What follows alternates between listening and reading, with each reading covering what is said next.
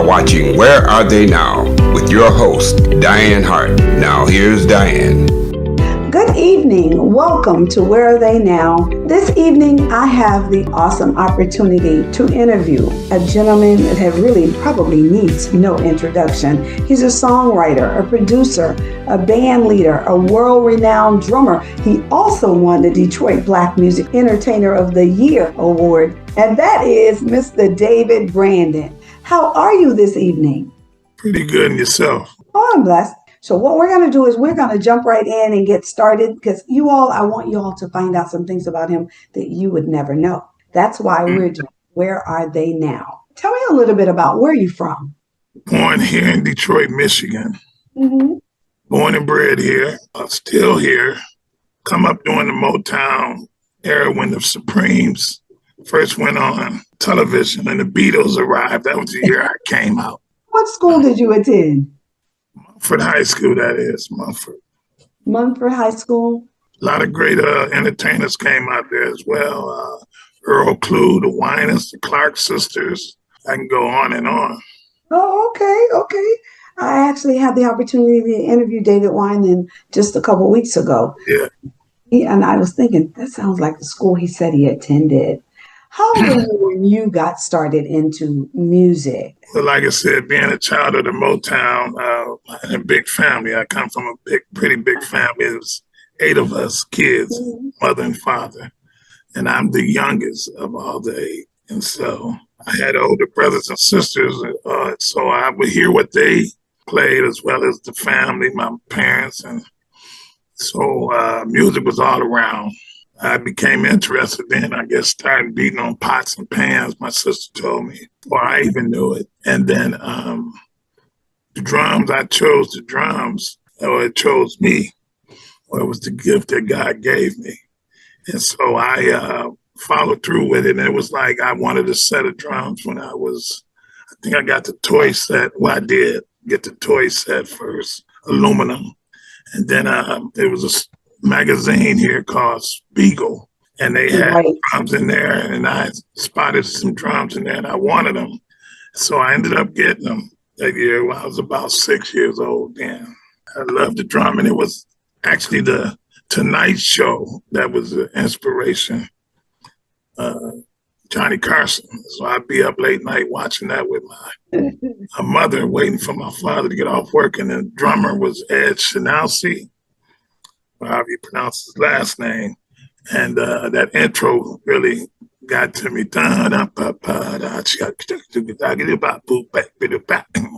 So that's how it all started. So how old were you when you perfected that? I'm sure you went back and played that intro. Yeah. Yeah. I know it to this day. I just need a big man. How old were you, do you think you were when you perfected that? Probably was about 7 or 8 then. Uh-huh. And another song that comes to mind was Shaft. It was brand new. So I know I was in elementary school then and come home for lunch and I had my drums and some of my buddies come by and I played Shaft, the hi-hat stuff for them. It was fun. You started as a baby. And then at what point you went through high school always playing drums, or did you play any other instruments? All the way from elementary all the way through. You know, like I said, I got a drum set at 5 or 6 and kept playing, you know. And then my first appearance in front of an audience, I was about 7 or 8 at my sister's wedding, one of my sister's weddings. So, of course, me and my cousin is running around the church or the hall playing, and everybody knew that I played in the family, cousins and all. So they had hired a band. And actually, it was a Detroit musician, Shoo-Bo-Do, bass player. And so after a certain point, they was like, can little David play? Let David play. You know, can he play in the drummer? Let me sit in. And I played more today than yesterday. And of course, those who didn't know, was amazed. And then after I finished it, I went back to running around. So, and that was the first time you played before a large audience of people. Yeah, in front of people outside of family. Right. And then after that, when was the next time that you performed? When in elementary school, me and some guys formed a group. I went to Shokes Elementary here in Detroit, and we were about the 5th grade. Well, this maybe I got to cut it short. You tell the story. We had a track in front of the school. We used to race every morning when we get there. So I would race, but I wasn't into running that. But there was some guys, a little short guy named Bobby Kubel, my dear friends, rest his soul now. But he could run fast, and I never knew that he could play an instrument. Another friend that could run fast, Leslie Turner. Be running one day, me and Leslie went in class and started talking about music, and he told me he had a bass. And I said, "What? You got a bass?" And he the one told me that Bobby could play guitar. So one day I said, "Well, one day I'm gonna come by your house and hear you play." And I said, "'Cause I'm serious. I got real drums at home." So one day I changed my path to go to his house because it was. Then we go straight the way we go. Right. And so I stopped by there, and he had a fiberglass bass and an amp, and played. And I said, "Okay, you can play." All right. Then he took me over Bobby's house, and then I heard Bobby, and he could really play. And so there we formed our first little group in elementary. So now, did you all stay together, and how long did you stay together? We did stay together quite many years, and evolved into different parts of the group, different members and whatnot. Yeah, we did stay together. We played the talent show when we got to junior high. Actually, this story, he had to remind me recently that we were supposed to play the first time at the junior high, and I did get kicked out of school, so I blew it for the band. Everybody was waiting for us, but I did get kicked out of school, so I take that one. Okay, you didn't get to perform in that particular that time, yeah. But then we came back and turned it up. So when was the first time you all got a real paycheck for performing? It came later, high school. Okay. And beyond during my high school years. You've been playing a long, long time. Does anybody else in your family play? The family loved music, but nobody else actually play instruments. I have sisters that sing. They had a singing group at one time. And I was their choreographer. The entertainment bug, I guess how I got entertainment of the year this year, because the bug been there forever. I was stepping and showing and moving and showing them how to put a routine together. Right. Do they still? No, they don't. They don't really sing like around the house. Not out. Family gatherings. Not out in public to get Not paid. in public. I know that you said watching the late night show was one of your influences, but who else influenced you down through the years on those drums? Well, like I said, coming from a large family, so the music, I would get the music of all my sisters and brothers. And so we had a big record collection, albums in the basement. So I would just start going through all those albums, just mesmerized by the covers. And my sister had an album by Idris Muhammad, and he had the same colored drums as I had, the sparkles. So and then I started playing those records and listening to it, getting a little more in depth. And so I was influenced by that. And then just music in general, the Motown sound, definitely. I mean, the rhythm, I didn't know who they were because they didn't tell you who the musicians were at that point in time. I don't think it wasn't until What's Going On that any of the musicians ever got credit. So I was listening to Earl Jones, Benny Benjamin, and definitely influenced with all that. I'm definitely a Motown child. No question about that. So do you write your own music? Yeah, I do. I need to finish something, but I Do do you write for my others, side. other people? Not yet, no. No. Most of it's my stuff, but other people can have it or use it. We get together. Can't have it, but you'll allow them to Yeah. use it. Not a thing wrong with that. Wow. So when you produce, so you've been just producing your own music. You haven't brought anybody else in to produce their music yet. No, not yet. But is that part of what you plan to Oh do? yeah, that's definitely the ultimate goal is to produce some of my heroes in that department is definitely Quincy Jones, Norman Connors. I really liked his productions, So yeah, I want to be able to do that. Hey, you can certainly do it. I'm sure of that. Listen, what we're going to do is we're going to take a break and we're going to play Round and Round, a song that you wrote. And when we come back, I want you to tell me a little bit about where'd you get that from? So let's take a break and we'll be right back.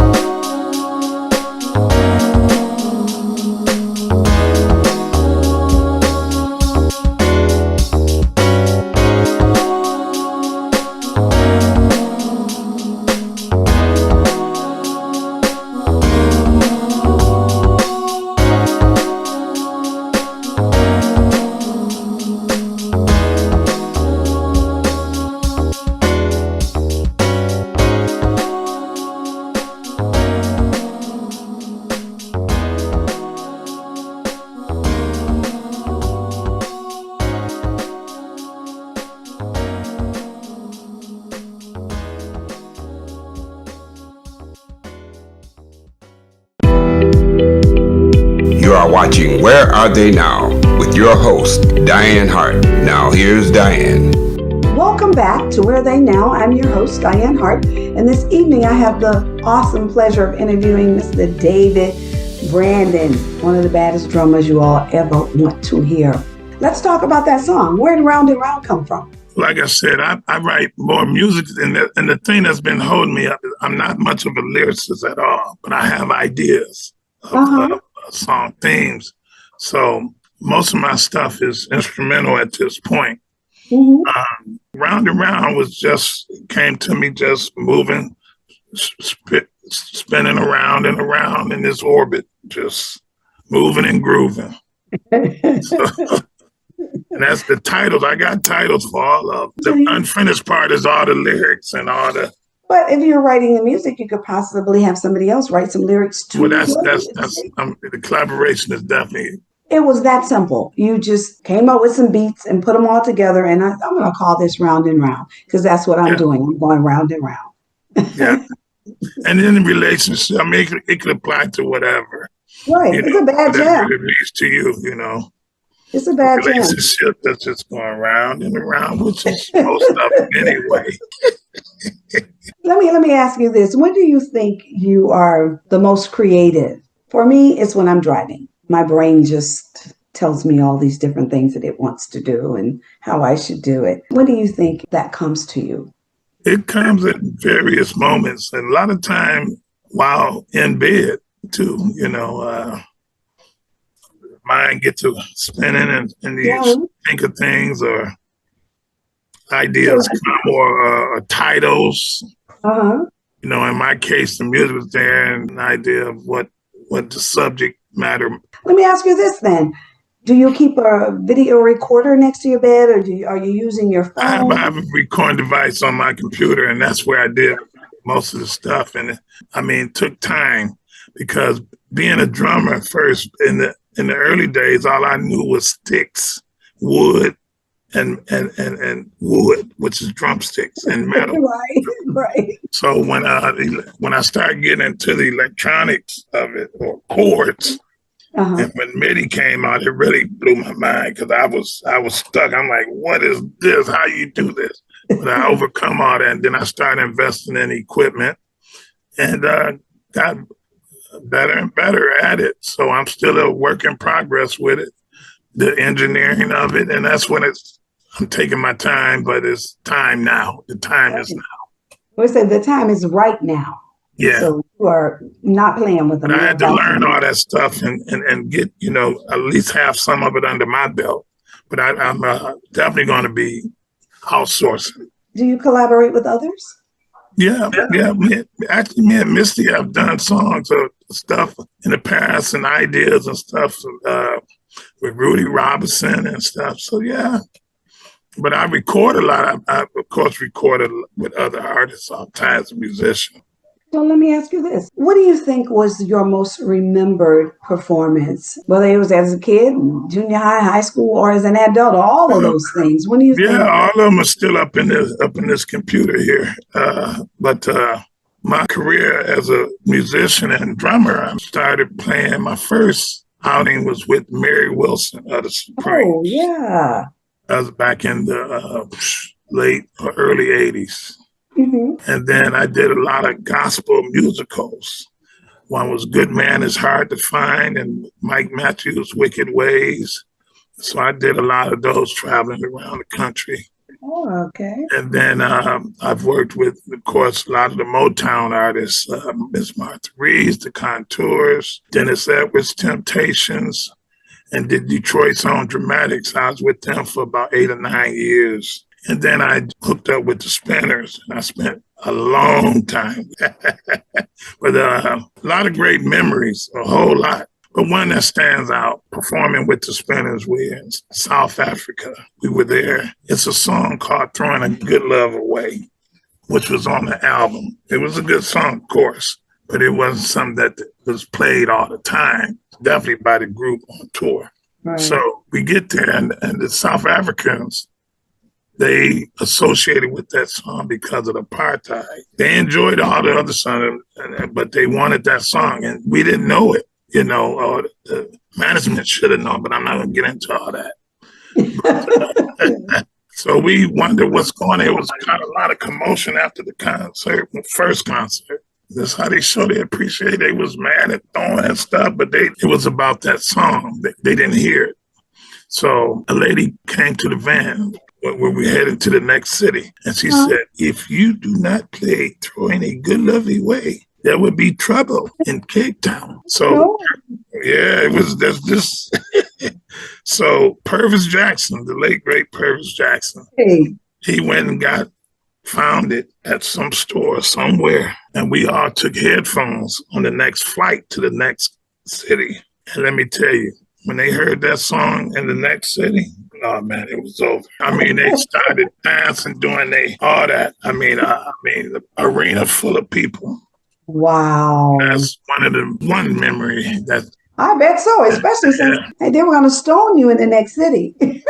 Yeah, well, they were throwing stuff at the first show. I'm like to myself, that's how they show their appreciation. You know, it was bananas. So they really, really wanted to hear that one song. Yeah, it meant a lot to them. Like, it means so much to me now. Right, and I'm sure many of them will never, ever forget that. We're going to take another break. We're going to listen to Click It Up, also a song that you have written. Am I correct? Okay, so we're going to go to break. We will be right back.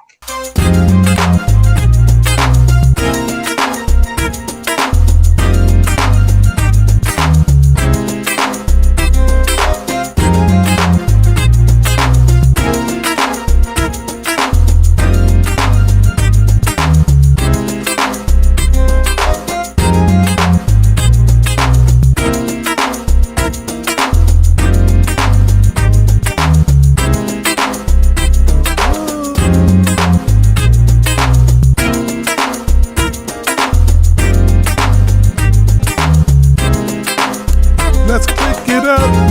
Click. Let's pick it up.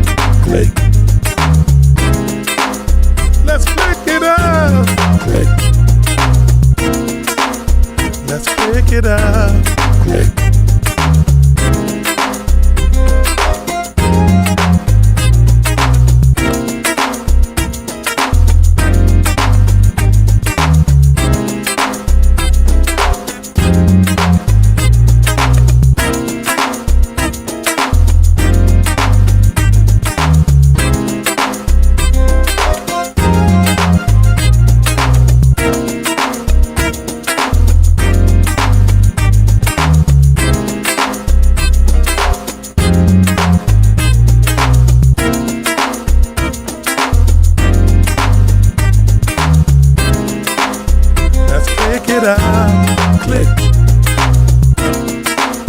Let's pick it up. Click. Let's pick it up. Click. Let's pick it up. Click. It's been a long time. I'm happy to see you with other fly feet for people to click to. Grab your blast and bottle, put a high in the sky, man. And you know, if I go take, it might be your last day. Let's do a roll call for family and friends. See, clickety clack, shoot it back, letting the world be. It's all about the love, keep the haters from around me. You grab a glass, I grab a glass for the real G's.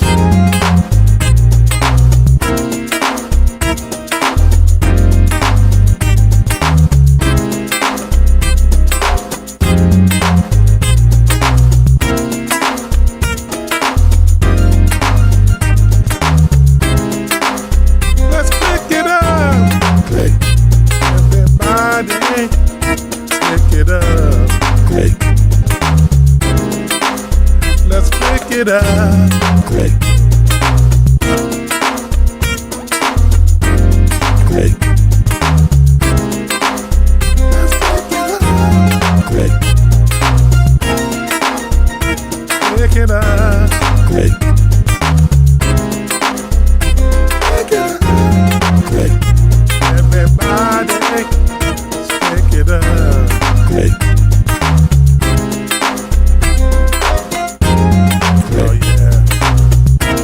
But a party most of the time. That's all we do.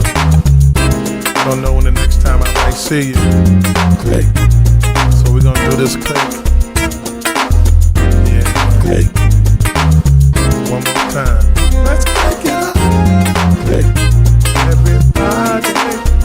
Let's click it up. Click. Let's click it up. Click. Everybody, let's click it up. Click. Click it up. Click. Everybody, let's click it up. Click. Let's click it up. Click. Hi, this is Dianne Hart. Be sure to catch my shows as we interview politicians and special guests on Wednesdays at 7 p.m. on The Opening Statement, the Lit TV network on Roku. Also, watch Where Are They Now as I interview entertainers of yesterday and today at 7:30 p.m. Detroit Hot TV on Facebook. Thank you. Welcome back to Where Are They Now. I am Dianne Hart, your host for tonight, and I have the pleasure of interviewing Mr. David Brandon. I don't have to keep telling y'all he's the baddest drummer you all have ever seen or heard. I have heard him, so I know he's bad. But Click It Up is a bad jam. So let's talk a little bit about Click It Up. That was inspired just, for being around and, losing loved ones. And sometimes, let's have a toast, but not just for losing people, but every day. And let's have a toast. So let's have we have a drink and toast to life. Right. So click it up. That's what that really means. Let's just tap the glass together and enjoy this moment, and honor of whatever it may be. But just seeing you, let's click. Wow. The click and this and that, but click, clean. And immediately you had a name for that. Hey, you had a name for that music, for that sound. It must be just, I can't even imagine what it must feel like to be the person that just have so much talent. Can't do any of that. I would like to sing, but I can't. I used to play French horn in junior high school. I was in a band. Okay. I didn't like it because every time I missed a note, the teacher used to hit my knuckle. Well, that's the type of teacher I am. Those are good teachers, whether you know it or not, because they're trying to help you.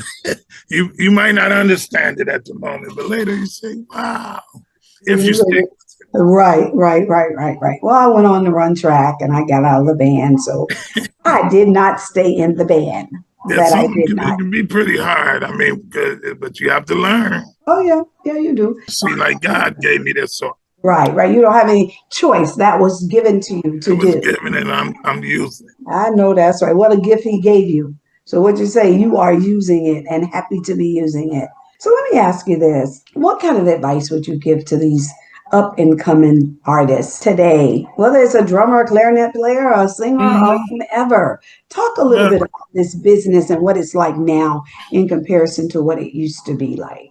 Well, you have to persevere and you have to really want it first. That's first. And once it become a part of you, then you have to just stick with the ups and downs, because it will be all of that.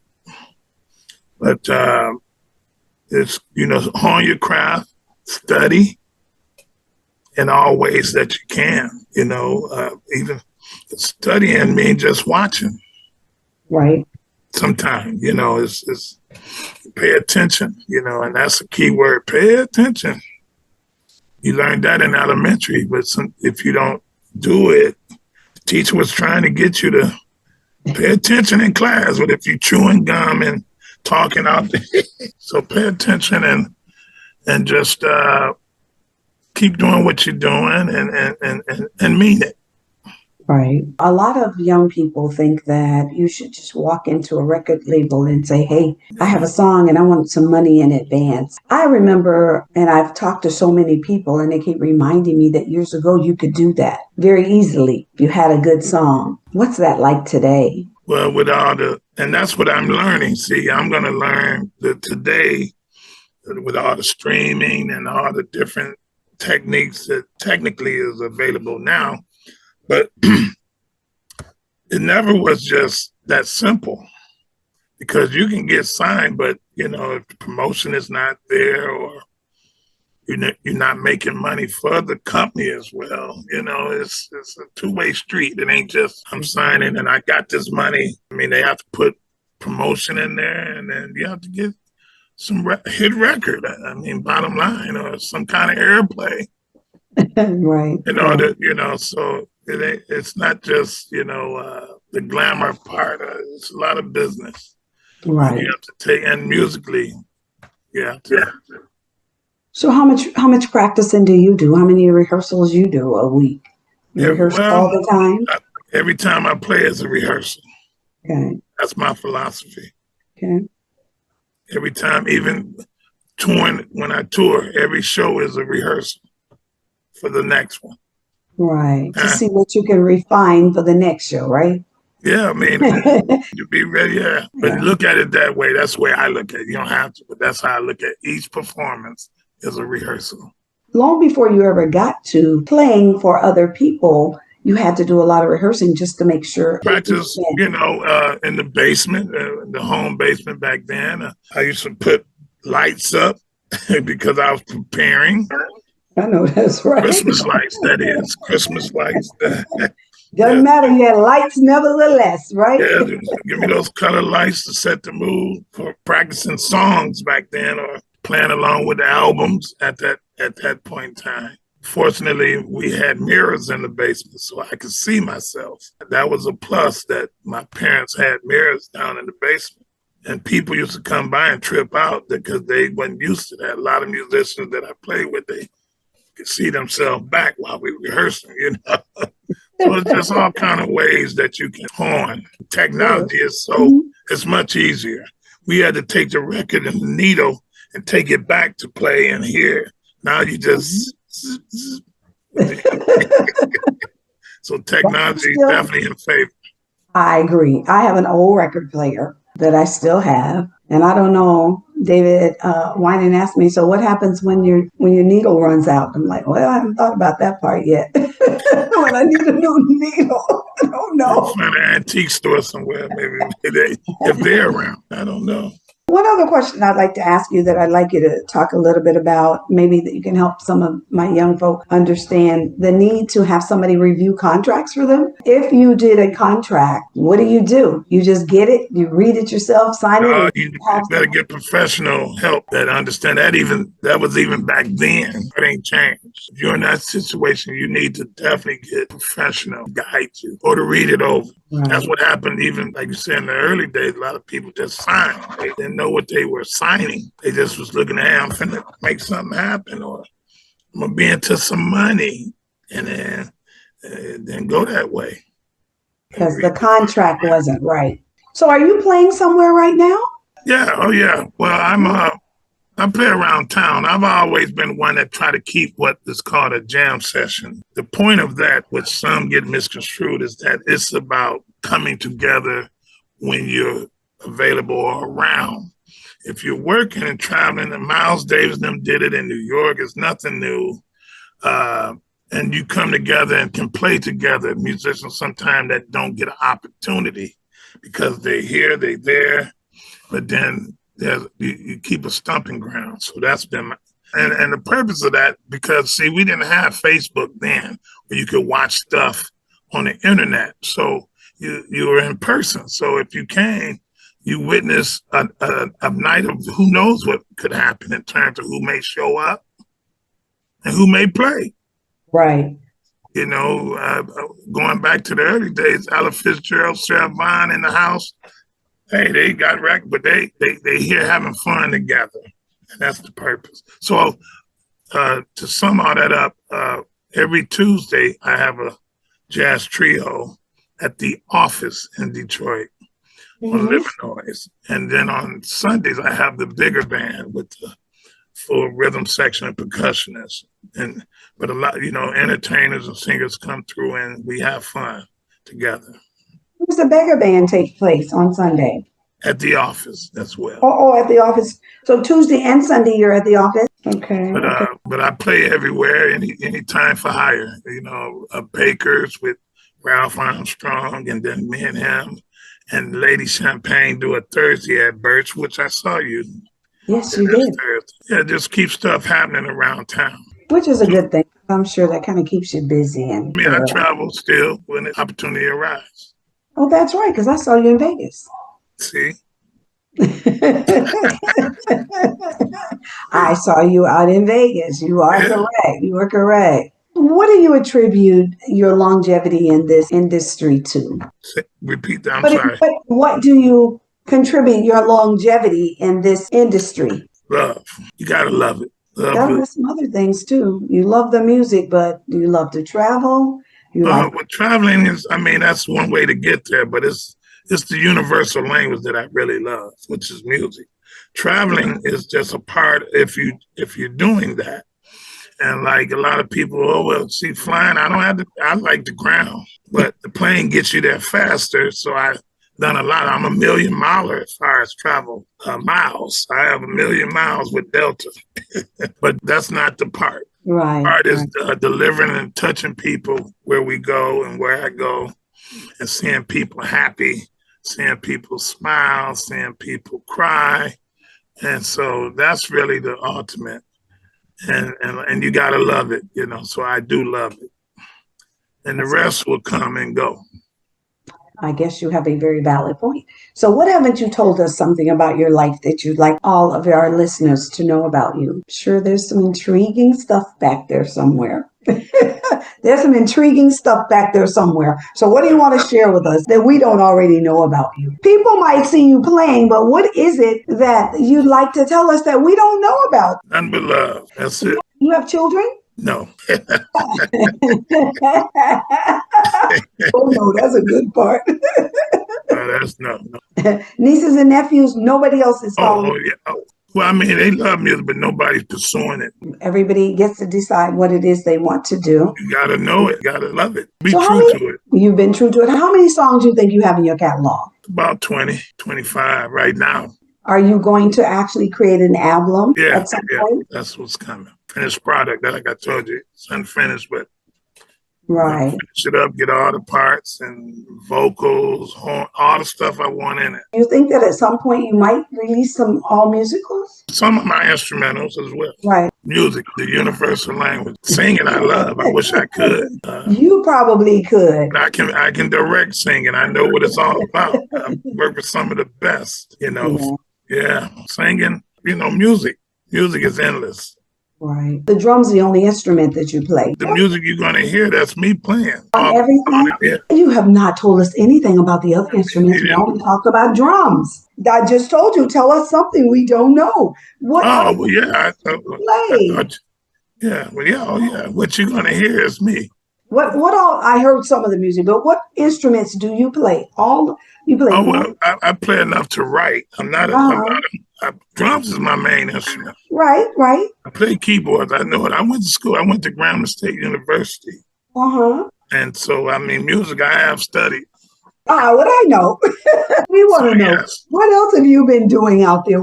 We don't know. So you went to Grambling State. Some stuff you just going to keep to yourself. I'm giving it up. So you took music at Grambling State? Yeah, I was, Mm-hmm. Like, you know, your question of instruments that I play, like I say, I play at the piano. I know it, though. I know what it consists of. But I'm not a player. See, to be a player, you got to horn. And that's my advice. If you're going to play whatever, you got to dig into it. Guitar, flute, whatever it is, you got to get into that instrument. The fact is, if you could play all of those different instruments, even if it's just a little bit, that means you're very talented. Because if it gave me the flute, I could not get the sound to come out to start with. Gotta have your lips just right. You can learn it as well. But nobody has time for you to learn while you're trying to produce your song. Oh, no. You don't want me to learn. You want me to know what I'm doing. I need people that know what they're doing already at that point. Absolutely. I really do appreciate you joining me this evening. I look forward to seeing you somewhere here in Detroit. I got to try and see if we can catch you on Sunday. All the other days have already gone. So we'll have to try and catch you. How long you got to be here? Until Tuesday. Try and make sure that we catch you on Sunday. And that's at the office. Do you have an address for the office? Approximation of where the office is located? In the Avenue of Fashion, between 7 Mile and 8 Mile, right down the street from Baker's. That would be south of Baker's. Okay.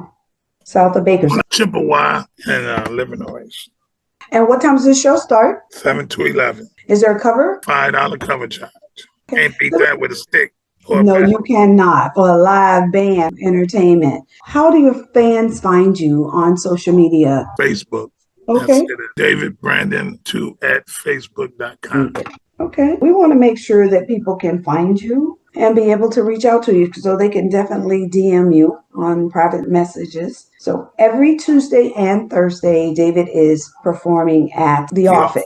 At the office. So please, you all check out the show.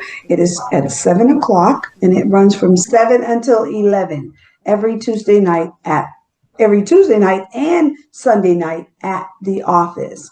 So let's get out and give David some support. And I have a show coming up, Aretha, January the 19th, doing music of the jazz funk era on January 19th. 2026 at the Aretha. If somebody goes out on your Facebook page, will there be a flyer posted? They'll find all that. They'll find it. Yeah, everything is there. Okay, so if fans are looking for you, then they should go to David Brandon 2 at Facebook, and they'll be able to see the schedule and where you're playing and that kind of stuff. Yeah, I post most of the stuff. It's been pure pleasure just to find out a little bit about you.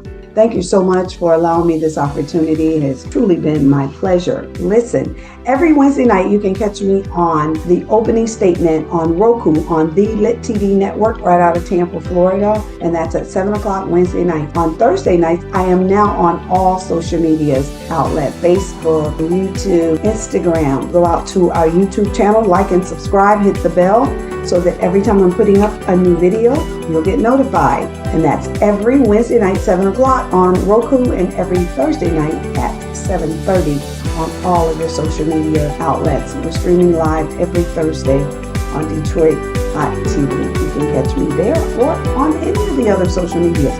Mine is Dianne Hart. That's my social media handle, and my YouTube is at Dianne Hart 2126. I want to thank each and every one of you for joining us this evening, and I want to thank Mr. David Brandon. So, David, thank you so much. I really do appreciate you. All right. Thank you. You're welcome. Look forward to seeing you all soon. Bye-bye.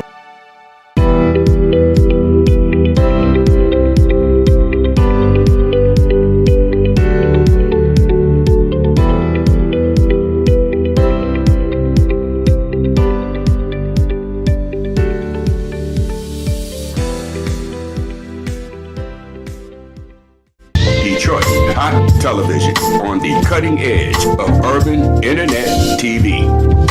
It's a new day for Detroit radio. It's internet radio. Make sure you're streaming in your car. Detroit's digital radio station for a new generation. DetroitHotRadio.com. Terrestrial radio can't do what we do because we are setting a new standard in Detroit. The best Detroit artists are here, along with all your national favorites. The most music 24/7 by all your local favorites, like Anita Baker, Michael Henderson, Kim, So how did you find your way back in and the Dramatics. If they're from Detroit, they're heard here. This is where Detroit turns for R&B from yesterday and today. 24-karat magic in the air. Detroit Hot Radio. Yeah. What you wanna do with it? If I give it to you, what you gonna do?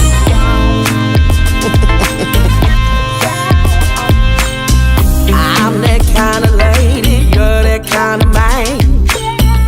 Touching me on the floor, caress me with your hands. Ain't nobody tonight gonna do me right like you. Yes, I'm with you, baby, let's see what it does. As I move my body from left to right.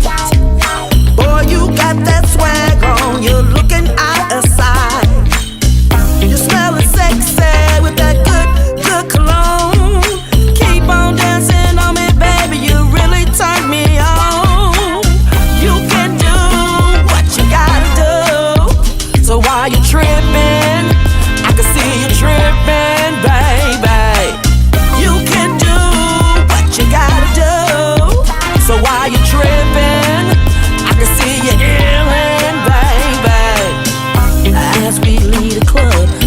it's time to go back to your crib, babe. Hurry up and slam that door. The clock is ticking like 1, 2, and 3. Can't you feel this heat, babe, jumping right off of me? You said you ain't never felt no one like this. As you grab my head, we hug and kiss. I said I'm yours today, and I'm sexy brown. When you come for me, boy, you know how it goes down. You can do what you gotta do.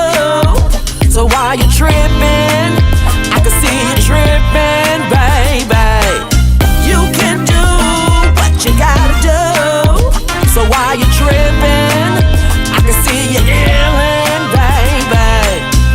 You can hug me from the front, you can hug me from the back. Make me grab my head, babe, I'm gonna have a heart attack.